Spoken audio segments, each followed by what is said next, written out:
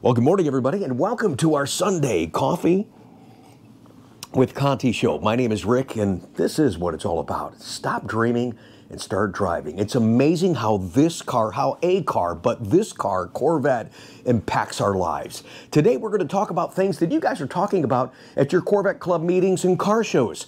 The C8 ZR1. I'm hearing it's supposed to launch in January of 2025. So what does that mean? Yes, we'll have that hypothetical conversation with you guys and give you a couple of different scenarios from this vantage point in February of 2024 and how we think it's going to shake out or could shake out. And then we'll simply wait for the show to actually happen. We're also going to talk about the future of Corvette. It's not if it's going to happen, it is inevitable. It is going to happen. A Corvette SUV. My question to you folks is, once it happens, will you buy one? Oh, didn't that shift nice? Yes.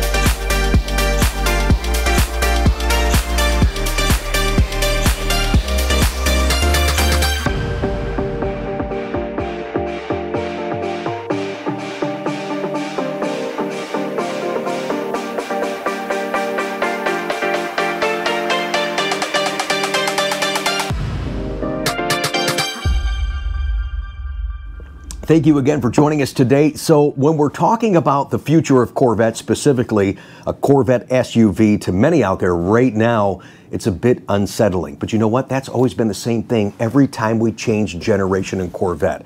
I found this interview from Bob Lutz back in 2019, and he was talking basically about the same thing, but also how GM's approach was just a little bit different when it came to C8. Every single new generation of Corvette that comes out, hundreds of letters pour in from Corvette owners who say, you finally screwed it up. I'm not going to buy this one. I like mine. This one is ugly.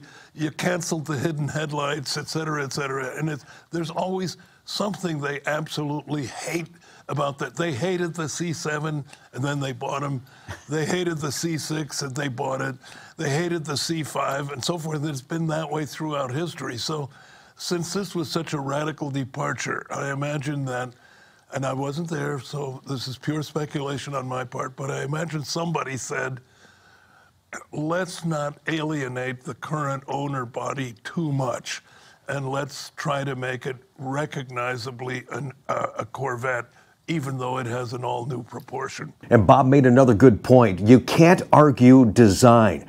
If a vehicle is successful in the marketplace, then the designers did their job. At the end of the day, you can argue design all day long.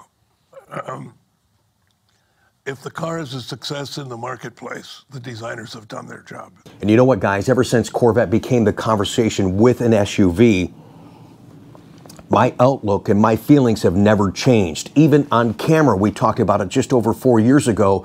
I kept saying that a Corvette SUV would diversify, it would strengthen, it would broaden the brand. I mean, how long can we sustain just a two-door sports car? Now, let's face it, right now this mid-engine thing is just remarkable, and what a great future we have right there. But after that, where do you go? I think Corvette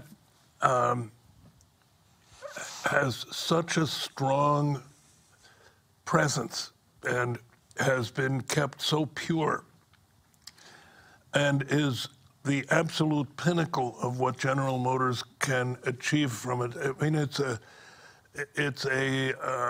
physical manifestation of GM's engineering prowess. Always has been, and the C8 really lays it out.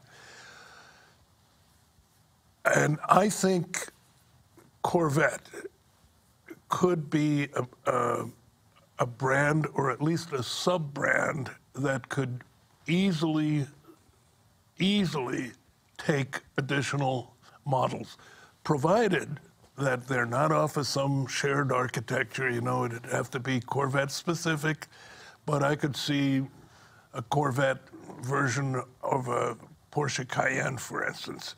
And now that, yeah, Porsche and Lamborghini and everybody has, and Ferrari's even, you know, talking a little bit about an SUV, the righteously indignant can't really come at Corvette for doing something like that, I suppose. In my heart, I think for the diversity of this brand and the future of this brand, I think a Corvette SUV, especially now in today's marketplace, even more so than I thought 15 years ago, I think it makes a lot of sense. And I still feel that way to this day. Guess who else feels that way? Lamborghini. Their Urus is just spectacular. The Urus debuted in 2018, and an executive said, quote, "Urus is not only a success, but it is a brand enhancer." In fact, the Lamborghini Urus SUV sales account for 60% of the Lambo sales. I mean, just look at this thing. Good morning once again, everyone, and thank you for joining us for today's Coffee with Conti. We're talking about sports cars that have broadened and strengthened their brand by introing an SUV. And yes, Corvette is about to follow in its footsteps. How about Ferrari with their new SUV? And I apologize if I say this wrong, the Puro Sangue. Not only is it stunning looking, but it is a great performer. 0 to 60 time in 3.3 seconds, top speed of 192 miles an hour. Puro Sangue, what does that mean? It's a combination of Italian words puro and sangue. When combined, their English translation is pure blood. When the meaning behind the word is applied to the prancing horse, you get its ultimate translation, thoroughbred. And even at $400,000 plus, Ferrari plans for a success, making about 3,000 units a year, and right now, they're sold out until 2026.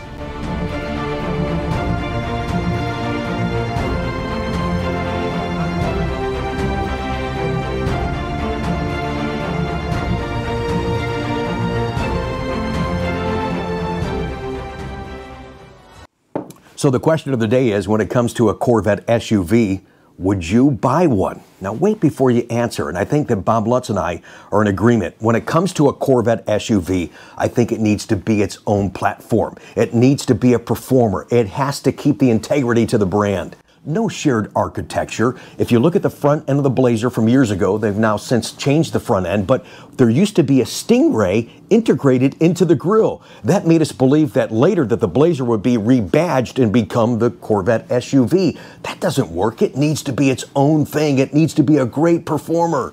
And I know the conversation talking about a Corvette becoming an SUV is a little unsettling and uncomfortable. It's kind of the same thing when C8 was becoming mid-engine. Everybody said, oh no, that's not Corvette. Zora wanted to make Corvette mid-engine since the beginning. And Taj and his team had every confidence in what they could bring to the marketplace. The C7 was still an improvement over the C6, but not a leap, whereas the C8 is a leap. Yeah. Which is what Taj Yukter always said. He said, you allow me to do a mid-engine car, and I will do the best mid-engine car that the world has ever seen. If you remember at the launch of C8, they said that this is only the beginning. Of course, when it comes to an SUV Corvette, it's got to look good. The beginning renderings, well, they were kind of Well, they were actually a lot But as they developed and we're getting closer to it becoming reality, you really have to look at these renderings. Thank you, General Motors Jeff on Instagram. I don't know about the doors, the gull-wing door things, but as you look at these renderings and realize the possibilities in the reality of a Corvette SUV, well, yeah, maybe a Corvette stroller. No, if you look at this Corvette SUV, this is a viable option. This thing looks good. It looks Corvette. I would buy one. Would you?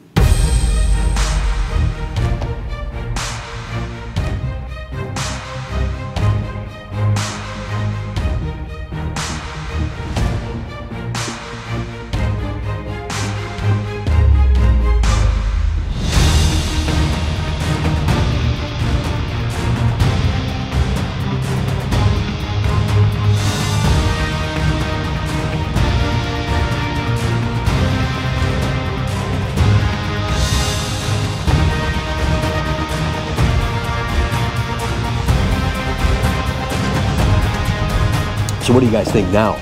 Very interesting perspective, compelling argument for the Corvette SUV.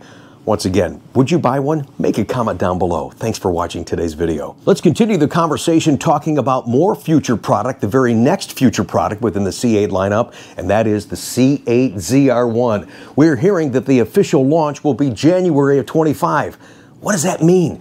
I'll give you a couple of timelines here in just a second. What I want you to keep in mind is when you're looking at these camoed cars out there all over the internet, you're not necessarily looking at ZR1. These, in fact, could be other variations still to come within the C8 lineup. You also could be looking at powertrain testing for the C9. Here's why I say that. Because it was a few years ago, Harlan Charles from Team Corvette at the National Corvette Museum Bash event let us know about the behind-the-scenes development. It was 2013. Now keep in mind, 2013, pent-up demand. We wanted a new Corvette model. C7 was on the horizon. It was 2013, Harlan said, that they made the final decision to make the C8 a hardtop convertible 7 years in advance.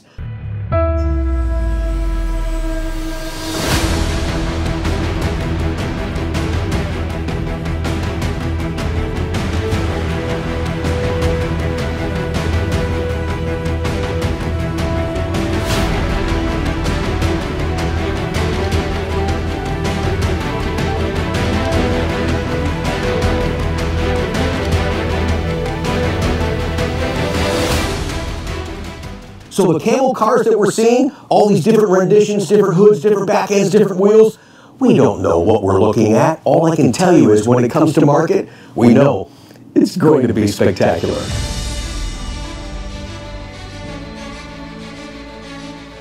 And here's a couple of pictures, some teasers, if you will, that I've shared on social media and here on the channel a few times. Many people out there have speculated that this is part of the Corvette SUV. That, I can tell you, is not true, being that we were talking about Corvette SUV today. Let's talk about ZR1. And ZR1 is becoming more of a conversation because the Corvette assembly plant is now closed to public tours. In fact, I was there on the very last day of public tours, a wonderful delivery. If you missed that, check out that video link in the upper right-hand corner or down below in the description. To date, it was actually our most expensive Z06 delivered ever to a wonderful, true car guy. Check out that video when you get a chance.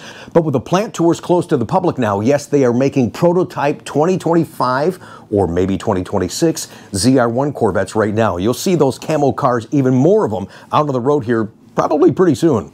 Actually gives more meaning to this then. The C8 ZR1 launch, this comes on good authority. It's been back and forth, but right now it looks like it's going to be January 2025. And when you see those camoed cars out on the road, they're either EX cars or CTF cars. That usually means for the next model, you're within that year or less of them coming to market for us. A lot determines right now and when 2024 production ends. Is it going to end in June like it normally does? And then in the fall, we're going to see the 25 model. Is it going to be a ZR1? Well, if it's launching in 25, it very well couldn't be in 25 as far as delivery. It could be the reveal and ordering for a 2025 ZR1. Here's another scenario that could happen. 24 production, because we have it on good intel that there's going to be an interior change for the 25s. Maybe they extend 24 production into the fall and then reveal ZR1 to be released in January of 25. That also is a big question mark. Here's another scenario that could happen. Everything could be normal. We could have the model changeover for 25 in June. And then in January, they reveal the ZR1 that's actually going to be a 2026 for next June. That gives you a few months to promote the car, over-promote, hopefully not under-deliver. But I don't think there's going to be a lot to worry about as far as volume. I think that's going to be a very limited, limited car for a number of reasons. We'll talk about that here in just a second. So this scenario could play out well for this January 25 release. Or here's what could happen, and it happened back in 2018. Remember, that was a short model year. They were trying and struggling to get the ZR1 out, which ended up being a one model year only car, but it was an extended model year. They ended 2018 early to do the 2019 ZR1. We had a year and a half production of ZR1 for C7.